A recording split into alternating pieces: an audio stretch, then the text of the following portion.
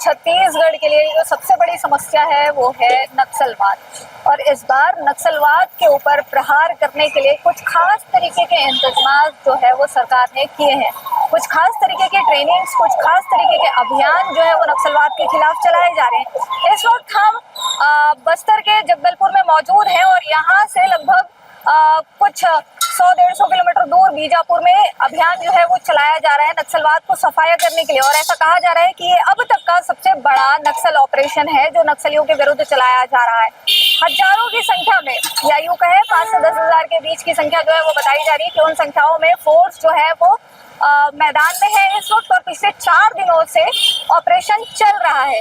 4 से 5 दिन के बीच में ये ऑपरेशन को चलते हो गया है। कुछ बड़े नाम नक्सलियों के आ रहे हैं कि उनके वहां पर फंसने की संभावनाएं हैं। और तेलंगाना, महाराष्ट्र और छत्तीसगढ़ के सीमावर्ती क्षेत्रों में ये ऑपरेशन जो है वो इस वक्त चलाया जा रहा है।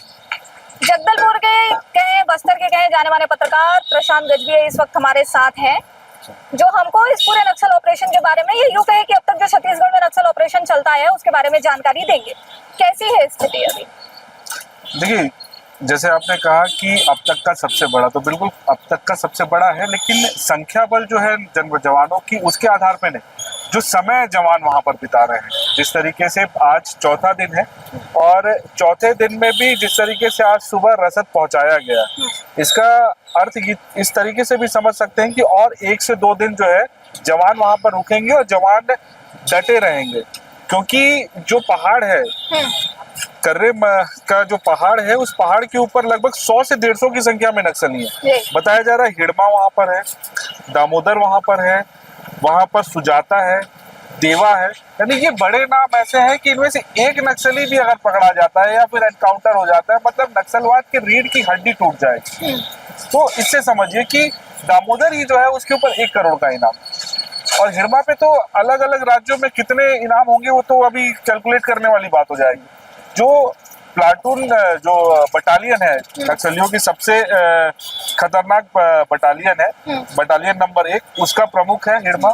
और उसी बटालियन के 3 लोगों को मारने का दावा जो है पुलिस ने कर दिया है। जो 3 महिला नक्सलियों को मारा गया है वो 3 महिला नक्सली बटालियन नंबर 1 की थी।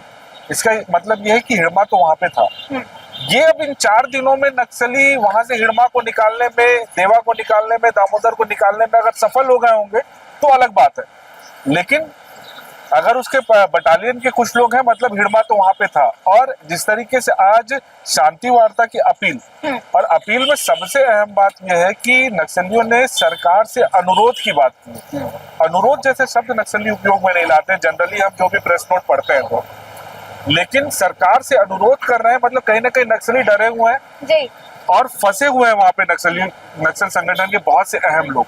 इसीलिए अब नक्सली बौखला कर शांति वार्ता और इस ऑपरेशन को रोकने की बात कर रहे हैं, ताकि जो है वो जो बड़े नाम हैं जो फंसे हुए हैं उनको वहां से बचाया जा सके। प्रशांत जी, उनको कुछ बड़े नाम जो है वो फंसे हुए हैं, लगातार 4 दिन हो गया। नंबर ऑफ जो जवानों की संख्या कहनी चाहिए वो बड़ी है। रसद लगातार हेलीकॉप्टर से पहुंचाया जा रहा है, ये भी अपने आप में अलग बात है, क्योंकि इससे पहले इस तरीके की चीजें छत्तीसगढ़ में नहीं होती थी। लेकिन क्या उस चीज की बात करेंगे कि जब भी नक्सलवाद की समस्या आती है, एक नंबर तय नहीं हो पाता कि हमारे पास इतने नक्सली हैं, हमको इतना टारगेट करके इनको खत्म करना है, ये इस क्षेत्र में फैले हुए हैं। लगातार ये भी बात आ रही है कि 2026 तक खत्म करना है इसको, वो तय हो चुका है पहले ही। तो हमारे पास टारगेटेड नक्सली कितने हैं, क्या उसका कोई नंबर है सरकार के पास, या चूंकि आप यहाँ बस्तर के ग्राउंड के पत्रकार हैं पुराने, कोई ऐसा नंबर है, या सिर्फ हम बड़े उन नामों को जानते हैं जिनके नाम से पत्र आते रहते हैं? नहीं, देखिए, नक्सलियों का भी एक अलग अलग विंग है जी। उसमें बंदूकधारी जो नक्सली हैं, हाँ, जो बटालियन के हैं, उनकी अगर बात करें तो वो लगभग, जो अभी सरकारी आंकड़ा है, हालांकि सरकारी आंकड़ा पूरी तरीके से हम ये नहीं बोल सकते कि उतने ही नक्सली हैं, लेकिन सरकारी आंकड़े की अगर बात करें तो 250 से 300 के आसपास जो है नक्सली हैं, जो बंदूकधारी, जो बटालियन के नक्सली हैं, जो जिनका मुख्य काम ही लड़ना है।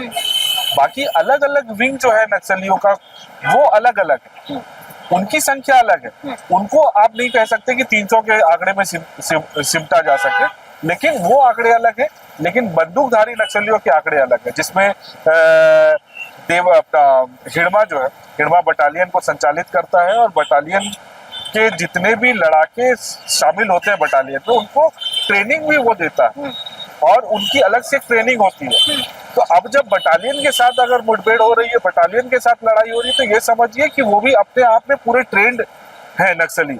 तो उनसे लड़ाई में कहीं ना कहीं जवानों के भी पसीने छूट रहे हैं। लेकिन सबसे अहम बात ये समझिए कि जवान निकले हैं ऑपरेशन में, 2 बार उनको रसद पहुंचाने का काम हेलीकॉप्टर से किया गया है, लेकिन पहाड़ के ऊपर नक्सलियों के पास ऐसा कोई विकल्प नहीं है कि हेलीकॉप्टर से उनके पास रसद पहुंचे। तो उनका भी रसद जो है वो भी खत्म हो सकता है। हाँ। उनके खाने पीने का सामान भी खत्म हो सकता है। तो ये स्थिति नक्सली भी फेस कर रहे होंगे। तो हो सकता है कि ये कम्युनिकेट किया गया हो प्रवक्ताओं को, और प्रवक्ता द्वारा इसीलिए जो है ये शांति वार्ता और युद्ध विराम की बात भी की गई है। तो लगातार जो है हम देख रहे हैं कि छत्तीसगढ़ में एक के बाद एक नक्सल सफाई के लिए ऑपरेशन चलाया जा रहा है, और ये भी देख रहे हैं कि हर मुठभेड़ में एक ना एक बड़ा नाम ऐसे आता है जो लाखों का इनामी होता है। इसके पहले भी हमने देखा था, सरकार ने उस समय भी एक जश्न का माहौल था छत्तीसगढ़ में, जब हिडमा का जो गांव है वहां तक हमारी फोर्स पहुंची थी और वहां पर जो कुछ कॉन्क्रीट काम है वो शुरू किया गया था। तो उसके बारे में प्रशांत जी से जान लेते हैं। आपसे कुछ समय पहले ही हमने देखा था कि किस तरीके से टिकल गुड़ेम का एक दौर आता है जब वहां पे नक्सलियों को सफाया किया जाता है। वहां पे हमारे 3 जवान भी शहीद होते हैं। फिर उसको पूरा जो सीआरपीएफ है वो अपने अंडर में ले लेती है। फिर धीरे से हिडमा का जो गांव कहा जा रहा है पुअर्ती, वहां पर हमारी जो फौज है, सीआरपीएफ की टीम है, पुलिस के जवान है, वो पहुंचते हैं। उनकी मां से भी बातचीत की जाती है।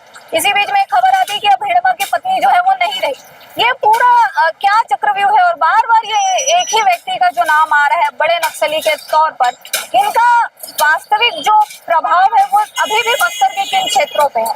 देखिए, बस्तर के अंदर जहां जहां नक्सल प्रभाव है वो तो हिडमा का नाम सब जानते हैं। और हिडमा को बस्तर ही नहीं, अब हिडमा तो पूरा नेशनल इंटरनेशनल नाम हो चुका है, क्योंकि बटालियन नंबर 1 जो है नक्सलियों का, जो सबसे खूंखार जो नक्सली है वो उनको लीड करता है। और सबसे महत्वपूर्ण बात मैं बताऊं तो आपको कि जगदलपुर में ही एक व्यक्ति है जो आत्मसमर्पित करके बैठे हुए हैं, बद्रन्ना। उन्हीं ने हिडमा को नक्सल संगठन में जोड़ा था, तो वो आत्मसमर्पण कर चुके हैं। उनसे कई बार हमारी बात हुई तो बोले हिडमा उस दौरान जब वो थे नक्सल संगठन में तो उन्हीं ने जोड़ा था, और वो कोई उतना बड़ा नाम नहीं था। लेकिन धीरे धीरे धीरे करके मीडिया ने, साथ ही साथ जो भी मुठभेड़ में कई बार अलग अलग मुठभेड़ों में जो है हिडमा का नाम आना, उसकी वजह से वो हिडमा का नाम बहुत बड़ा हो चुका है। और अब आलम ये है, जो पुअर्ती गाँव का जिक्र किया, हिडमा का जो गाँव है, अब आने वाले जनरेशन में किसी भी व्यक्ति का नाम हिडमा नहीं रखा जा रहा है वहां पर। जबकि आप देखेंगे कि बस्तर का जो जितने भी गांव हैं, हर गांव में आप जाएंगे तो हर तीसरे घर में एक हिडमा मिल जाएगा आपको। हिडमा नाम बस्तर में बहुत प्रचलित नाम है, लेकिन अब पुअर्ती गांव में किसी भी व्यक्ति का नाम, जो बच्चा हो रहा है उसका नाम जो हिडमा नहीं रखा जा रहा है। तो ये एक सोचने वाली बात है कि उसी गांव से निकला हिडमा, पुअर्ती से। अब उस गांव वाले भी जो है उसको एक्सेप्ट नहीं कर रहे हैं, पहला। दूसरा ये कि एजुकेशन बहुत बड़ा हथियार होता है किसी भी लड़ाई को रोकने के लिए, हथियार को रोकने के लिए। पुअर्ती में जब कैंप खुला तो वहां लगातार विरोध हुआ, नक्सली वहां पर लगातार फायरिंग करते रहे, लेकिन कैंप जो है स्थापित हुआ। उसके बाद वहां पर गुरुकुल खुला। आज जो बच्चे हैं वहां के पुअर्ती गांव के, वो बच्चे उस गुरुकुल में पढ़ने जा रहे हैं। वो सीआरपीएफ कैंप जो खुला उसके अंदर एजुकेशन सेंटर एक खोला गया जिसका नाम गुरुकुल रखा गया। तो उसके माध्यम, शिक्षा के माध्यम से ही अब जो है वहां पे परिवर्तन लाने का प्रयास किया जा रहा है। हिडमा उस गांव में अब दोबारा आ ना सके और हिडमा का प्रभाव धीरे धीरे करके पूरे बस्तर से हट जाए, नक्सल संगठन से हट जाए, इसका प्रयास जो है अब धीरे धीरे करके पुलिस कर रही है। हालांकि अब जो 4 दिन की हो चुकी है मुठभेड़ में, आज तो रसद पहुंचा दिए, इसका मतलब आज तो मुठभेड़ खत्म होगी नहीं, जवान वापस आएंगे नहीं। लेकिन इस समस्या से नक्सली भी जूझ रहे हैं, और नक्सली कहीं ना कहीं भूख और प्यास से भी मर सकते हैं। और दूसरा, जिस तरीके से कई जवान हमारे जो है जो हीट स्ट्रोक है उसके वजह से जिनको एडमिट करना पड़ गया भद्राचलम ले जाके, तो वहां नक्सली भी हैं, तो उनको भी इस समस्या का सामना करना पड़ रहा होगा। तो ये दोहरा मार जो है अभी नक्सली झेल रहे हैं। इसीलिए बौखलाए हुए नक्सली जो है अब लगातार ये कोशिश कर रहे हैं पर्चे के माध्यम से कि कैसे भी करके युद्ध विराम हो जाए, और उस युद्ध विराम के बाद जो है वो अपने नक्सल संगठन के जो लोग बचे हुए उनको बचा सकें। तो क्या वाकई में कहा जा सकता है कि ये जो वॉर चल रही है अभी, ये युद्ध विराम उनकी तरफ से ये एक अपील की गई है, हमारी तरफ से जो हम इतनी तैयारियों में गए हैं, क्या ये वाकई में नक्सल सफाई के लिए एक फाइनल? देखिए, फाइनल लड़ाई तो बिल्कुल नहीं कही जा सकती, क्योंकि नक्सल जब तक जवान वापस नहीं पहुंच जाते और मुठभेड़ में क्या कुछ हुआ है ये स्पष्ट समझ नहीं आता, तब तक इसे अंतिम लड़ाई नहीं कही जा सकती। हाँ, अंतिम लड़ाई की ओर जरूर बढ़ रहे हैं, क्योंकि अब वो इलाका है जहां पर जवान पहुंचे, वहां पे कभी आज से 4-5 साल पहले सोच भी नहीं सकते थे कि जवान की वहां तक पहुंचेंगे। क्यों? क्योंकि उन इलाकों में ऐसे ऐसे जगहों पे आईडी बम लगी हुई है जो अब खुद नक्सली भी नहीं जानते, क्योंकि जो पुराने नक्सल संगठन से जुड़े हुए लोगों ने उन इलाकों में जो आईडीज लगा के रखी है, वो कई तो मर चुके हैं, कई आत्मसमर्पण कर चुके हैं, कई बीमारी से मर गए हैं, कई एनकाउंटर से मरे। तो ऐसे स्थिति में वहां सैकड़ों की संख्या में आईडी लगी हुई है। तो उन आईडी से बचते बचाते जवानों को वहां तक पहुंचना ही एक सबसे बड़ा टास्क था। जवान वहां तक पहुंच तो गए, अब नक्सलियों से उनका आमना सामना भी हो गया है। इस बीच जो खबर आ रही थी कि जो हम बता रहे हैं कि आईडी, वो कई आईडी भी जवानों ने बरामद की है।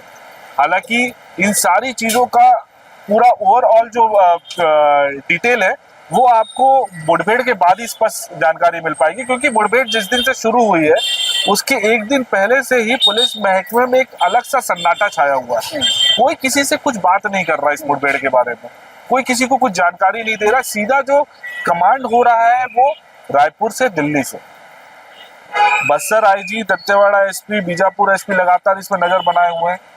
रायपुर से जो नक्सल ऑपरेशन में जितने भी अधिकारी हैं, वो चाहे विवेकानंद सिन्हा जी को लगातार नजर बनाए हुए हैं, लेकिन इस मामले में कुछ बोलते हुए नजर नहीं आ रहे, क्योंकि जान रहे हैं कि अगर हिड़मा पकड़ा गया या हिड़मा एनकाउंटर में मारा गया तो एक तरीके से 2026 नहीं, आप ये कह सकते हैं कि 2025 में ही वो जो 2026 का सपना है वो जो है पूरा होता हुआ दिख सकता है। तो ये एक बड़ी बात है कि अगर हिड़मा जैसे बड़े नक्सली इस मुठभेड़ में पकड़ा जाते हैं तो 2026 का हमको इंतजार नहीं करना पड़ेगा, जब बस्तर जो है वो पूरी तरीके से नक्सलवाद मुक्त होगा, बल्कि ये चीजें 2025 में ही संभव है।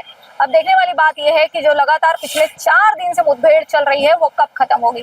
तमाम जानकारियों के लिए प्रशांत जी आपका बहुत बहुत शुक्रिया। तो यूथ विंग्स की जो टीम है वो तो निकल पड़ी है, जगदलपुर तक हम पहुंच गए हैं और कोशिश करें कि बीजापुर के उस क्षेत्र को भी आपको दिखाएं जहां पर मुठभेड़ हुई है, या ये कह लें कि जो धीरे धीरे करके नक्सल मुक्त हुआ है, उन जगहों पर भी हम पहुंचने की कोशिश करेंगे, क्योंकि अभी वहां पर सीआरपीएफ और बटालियन जैसी जो व्यवस्थाएं हैं वो की गई है। अभी तक सामान्य तौर पर वहाँ पे जनजीवन जो है वो सिर्फ गाँव वालों के लिए, बाहर के लोग अभी भी वहाँ पर कम एक्सेस कर रहे हैं, पर हम कोशिश करेंगे कि वहाँ पर पहुंचे और लोगों को दिखाएं और इस पूरे मुठभेड़ के खत्म होने की अपडेट आप तक पहुंचाएं।